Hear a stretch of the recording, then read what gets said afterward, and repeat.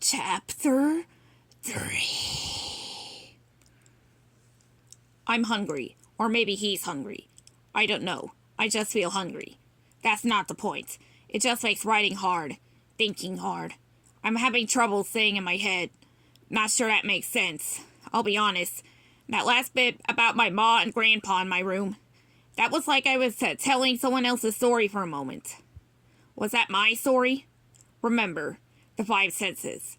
The smell of the apartment, old and moldy, but also of meat and potatoes and cabbage rolls. The water-stained ceiling above the bed. The sounds outside in the street. Cars. People yelling, even at 2 in the morning. The itchy blanket. I remember it. I met you the next morning, Dot. I guess you could say I was a person used to meeting people, especially as a delivery guy. New people didn't bother me much. I liked looking at them. That sounds strange. What I mean to say is, you meet a new person, and you see things about that person. How maybe this guy's shoes were just shined. That guy's got a sweat stain ring around his collar. This lady's hair curlers are singed with black. That lady's lipstick goes around the outside of her lips. Everyone is unique. I actually first saw Dots from afar. I didn't know who it was then. I just knew the distinct human was a short, stocky kind of girl with broad shoulders and a purposeful walk.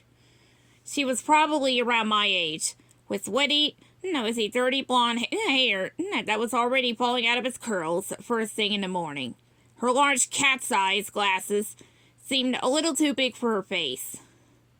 After realizing she was also going into the main entrance at Joey Drew's studios, I jogged back to catch up as she held the door for me. She gave me the once-over, head to toe. It was quick, but she had made an opinion of me by the time it was over. I know this because we talked about it later. I thought you were tall, she said. No, well, I am tall, I'd replied. You were like a baby horse. All limbs. You seemed off balance. I liked that. I still don't get why she liked that, but I do know that Dot was always suspicious of swagger. But how can you tell if the person is being real or fake when they act all confident like that? After sizing me up, she'd continued her determined walk. He gave the woman behind the desk a sharp nod before turning down the hall and disappearing around a corner. I, on the other hand, went up to the woman, who once again gave me that look of suspicion. Or maybe not. Maybe that's just how her face was. I never asked her. I don't know the answer to that one. I never asked the people a lot of stuff. Hey, I'm Daniel Lewick. Buddy, I said. She kept staring at me. I'm the new gopher and arts apprentice. She stared. Someone tapped me on the arm. I turned and was face to face with a woman, probably around 50, with a puffy curl of soft brown bangs and hair framing her angular face. She had a deep wrinkle line between her eyebrows that made it look like she was concerned about something. But I would eventually discover that was just how she always looked. You're Daniel, she asked. I am. She wiped her hand on the apron she was wearing and took it out to shake. I noticed it was stained with ink, like my fingertips. I'm Miss Lambert. I'm head of the art department. Come with me. I took her hand. We shook, and then I was following her, back along the hall that yesterday had been so dark and creepy, but was now brightly lit with buzzing lights above. She pulled back the grate to the elevator, and we stepped inside, closing it behind us. She pushed a button, and we were whisked up, all without saying anything, which I didn't mind. I wasn't too much of a talker. Never was. Never will be.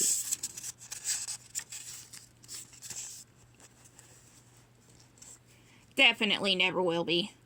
That's sort of funny. Gallows humor is what Dot calls that. Anyway, I was also really interested that a woman, was in charge of the art department and was thinking about it a bit. I don't think I'd ever seen a woman in charge of anything before. Not that there hadn't been a lot of women working, the last couple of years. I did know that, but the lack of men, And them, is it being all the way at war and everything. But actually the boss? No, I hadn't seen that. I wonder why. The elevator jerked to a stop and my teeth knocked together a bit at the suddenness. Miss Lambert noticed and laughed. Yeah, it does that. She pulled back the grate. It clanged open, and we stepped out onto the art department level. There were artists sitting around the room in their own little nooks and crannies, each bent over a desk and working hard.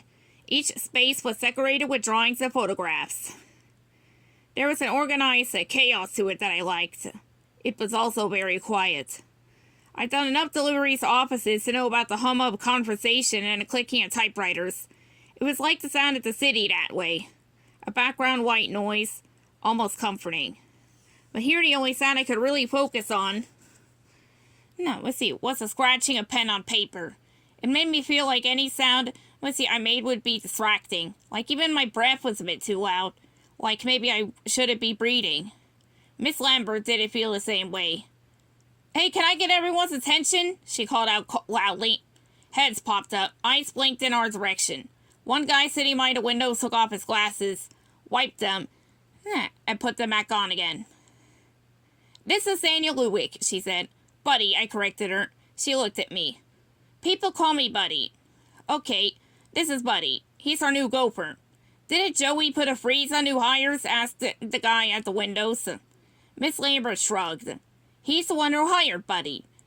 The man shook his head and turned back to his desk. I guess he can take that desk back there. Sorry it's a bit dark, but it's all we have, she said, pointing toward a dark corner of the room away from the natural light. What do I do? I asked her. She shrugged again. I guess just wait until someone needs you to deliver something or grab something. She looked at me, looking at her, and her expression softened just a bit. Not a lot. Not enough to erase the crease between her eyebrows, but a little bit. It's okay, Buddy. We'll figure it all out, but I have to get back to work now. And with that, I made my way across the room. Let's see. I took stock of the places I did. It wasn't too big. But there were now, that I could properly look, only 4 other people in it. The walls were unpainted slabs of wood, but they were covered almost entirely by drawings and photographs of people and animals and places. I guess the reference were poses and things when making the cartoons. I sat down at the desk. Yes, my corner was dark, but it didn't seem sad. It almost seemed cozy. Above it were yellow drawings of Bendy. There were other characters, too. A girl in a short, black, strapless dress with a halo, and something that looked like a tall wolf. Ears sticking straight up into the air and wearing overalls. That's Alice Angel, that's Boris the wolf, and obviously that's Bendy, said a warm voice behind me. I turned to see one of the arts guys looking down at me. And I'm Jacob. Nice to meet you, Mac. I took his hand and shook it. He was dressed in a sharp gray suit and wore a maroon tie with matching pocket square, snazzy dresser. Thanks. I guess I should learn this stuff, I said. Jacob laughed. Yes, but don't ask anyone, especially Mr. Drew. You have any questions, stick with the art department. Some of the old-timers get sensitive. They don't understand how we didn't know who these characters were before we came here. Right, I said. Fame is fleeting, said Jacob, pushing his hat back a bit. He grinned at me, then said, Can you take this folder? No, was he sorry? Needs us to agree to the art before we get going. Oh, sure, I said. I took it from him, and he made his way back to his desk.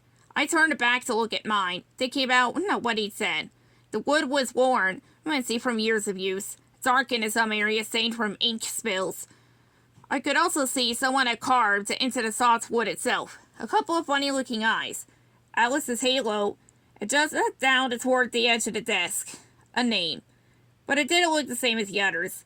This looked like it had been carved over and over several times. Deeper, clearly it was the desk's former owner. I'll try to do you proud, Henry, I said quietly to the desk. Then I glanced up to make sure no one heard. I got up and handed it over to Miss Lambert. She didn't have a secretary, and I wasn't sure who else got to. She looked up at me with deep suspicion. I need to take this to Sorry, I said. She stared at me hard, giving me the impression Yeah, she had no idea why I was telling her that. Where is it? I asked her. Oh, she said, 1 floor down. Then she turned back into our storyboard, to her storyboard, and I felt pretty much invisible again. Okay, just do this, I told myself. Just impress folks and do your job, and eventually they'll let you draw. And at least you're not outside in the heat. Though truthfully, inside wasn't that much cooler. The fans in the ceiling just seemed to push the hot around. I went down the floor and found myself pretty much the same as in the art department. More heads bent over desks. This time there was a young and pretty secretary by the entrance as she looked up at me expectantly. Hi, I'm Buddy. I'm new here. Was told to deliver this folder. I phrased it like a question even though I knew it was what I had to do. I felt like an idiot. The secretary said, take it over to Dot. I looked around the room. Who's Dot? I asked. Now she looked at me like I was the idiot. The only female writer in the room? She also phrased that like a question, but it definitely was not meant as one, and it definitely made me feel stupid. I nodded quickly and looked around for a woman. Finally, I saw her, sitting a little away from the rest of the team, next to a window with a low bookshelf under it. Her head was bent over so close to the paper I had fun imagining she was writing with her nose. Excuse me, I said. She looked at me sharply, but not as surprised. She didn't seem scared, just intense. Of course, I remembered now. The girl from downstairs, the one who'd held the door for me. I think she had a similar moment of realization. Yes, she said. I was supposed to deliver this to you. I handed her the file, which she took with one quick, efficient movement. She looked at me again.